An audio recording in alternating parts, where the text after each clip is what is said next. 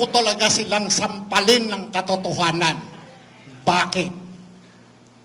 May nabago ba sa buhay namin kaysa sa mga buhay ninyo ngayon? Saan galing yung mga ginagastos ninyo? Saan galing yung mga suot-suot ninyo? Yang mga sasakyan yung bulletproof? Yang mga alahas ninyo? Yang mga suot-suot ng mga asawa ninyo? Ng mga kabit ninyo? Yang mga pamumuhay ninyo? Saan galing?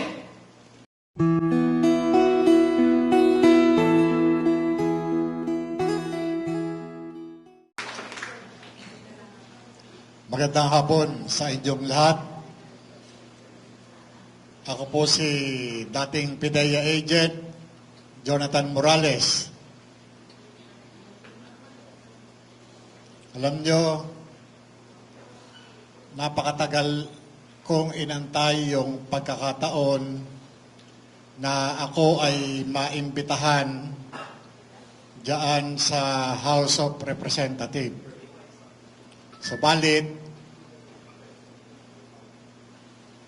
talagang yung mga pagkakataon na yun, dumating ako doon sa punto na talagang seryoso akong kinausap ng aking abogado na si Attorney Vincent Badong.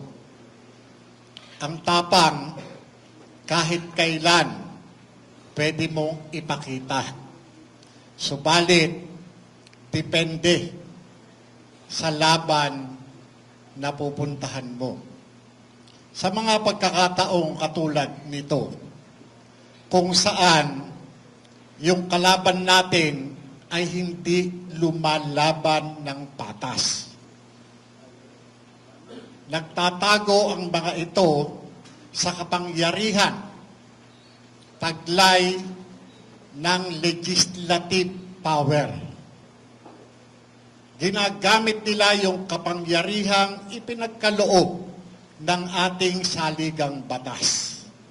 Kapangyarihang siyang sisiil sa karapatan ng lahat ng Pilipino.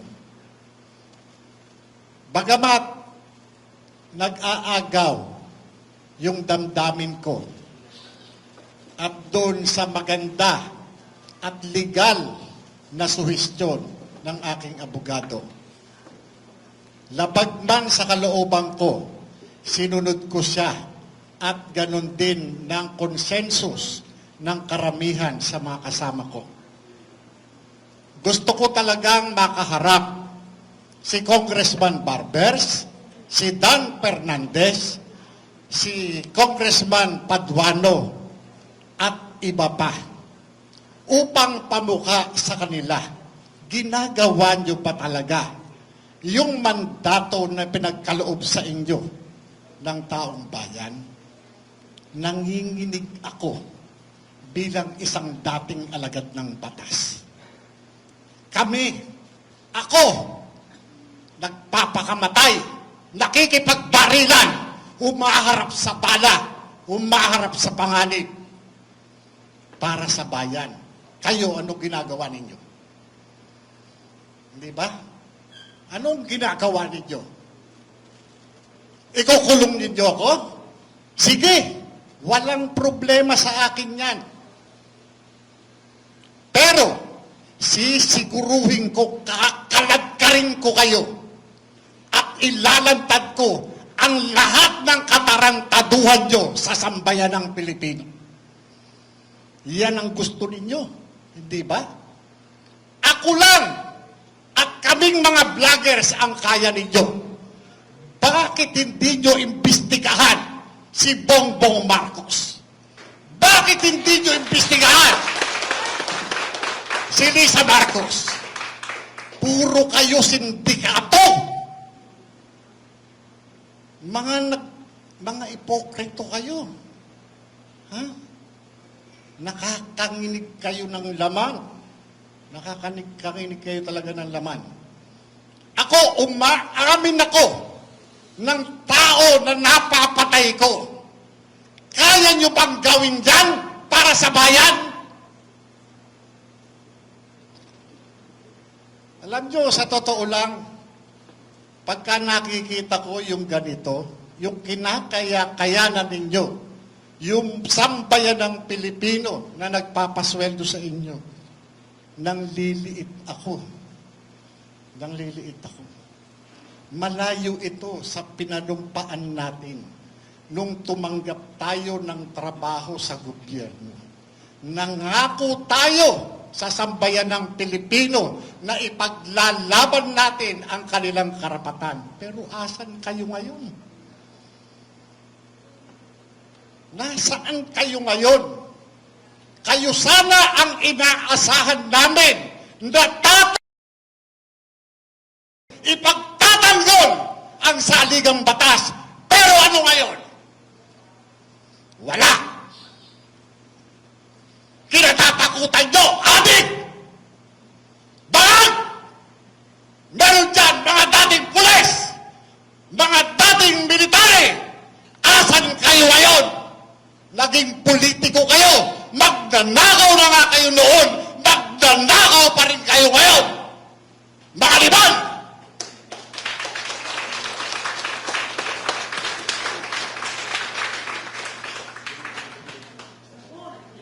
Hello.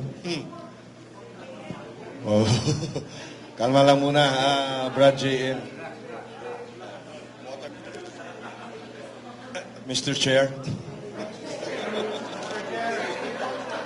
Mr. Chair, I move that we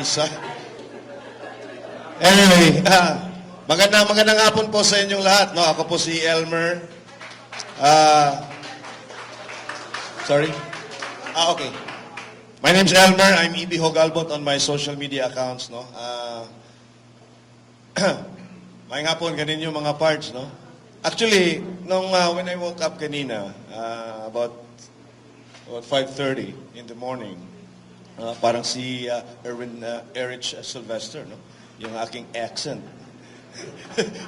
6:30, 5:30 in the morning. I woke up. Sabi ko sa sarili ko, pistingyawa, anong naaman ko din, abot mo ko din ng animal. Why am I here? You know why am I here? Because I was labeled so many names.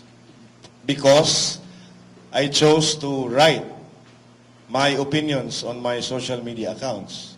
I've been labeled a Russia-trained Chinese propagandist. I've been labeled as a paid Pastor Apollo Kibuloy apologist.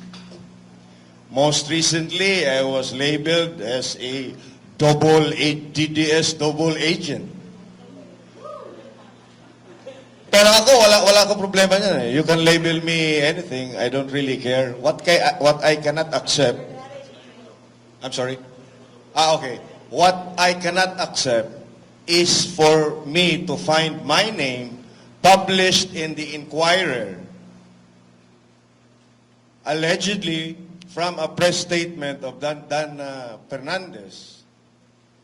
And I was one of those 40 na nilista nila na iniimbitahan nga precisely because parang nakonstru na kami ay fake news peddler. Isa ako. At Pogo vlogger at narco vlogger. That I cannot accept. Why? Because hindi rin naman tayo politiko eh. Katulad nila, sinusulat lang namin at sinasabi lang namin ang mga opinion namin. Ano yung nangyayari sa bansa namin? Galing kami ng Cebu, mga Bisaya, Minduha, Sidyo. You know, we never really thought that people in Congress would care about what we opine or what we write. Pero, because, yun na nga, dahil nga gusto nilang i-silence yung legitimate political dissent at medyo naaanghangan na sila sa aming mga kritisismo, talagang gusto nilang patahimikin tayo. That's why, collectively, we've decided to go the legal route. Because the legal route is where we will be given a fair trial or a fair opportunity to defend ourselves. Not in the biggest crocodile farm of the country, Congress. Kasi, we've seen it. They are not just out to silent legitimate political dissent. They are out to destroy the reputation of everyone that they perceive to be their political enemies. Case in point, the hearing on Alice Go, Cassandra Leong, and a few others. Anong napala nila? Out of the 4 cases na final nila, ang nag-prosper lang for the violation ng anti-money laundering is kay Alice Go. Ang kay Cassandra Leong and the 2 others were dismissed. But imagine the trauma. You've seen it. Naka-live stream. The trauma, the emotional suffering Cassandra Leong were subjected to. And that can never be repaired. Back to the previous state where before Cassandra Leong was summoned. And until now, I think she's still being detained somewhere.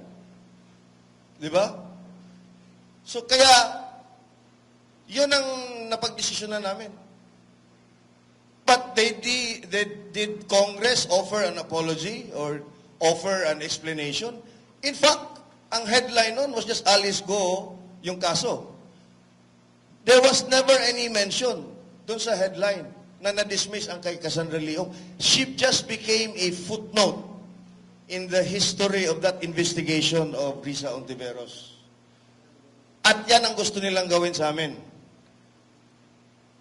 Pero we will not play their game. That's why we are here now. Secondly, fake news.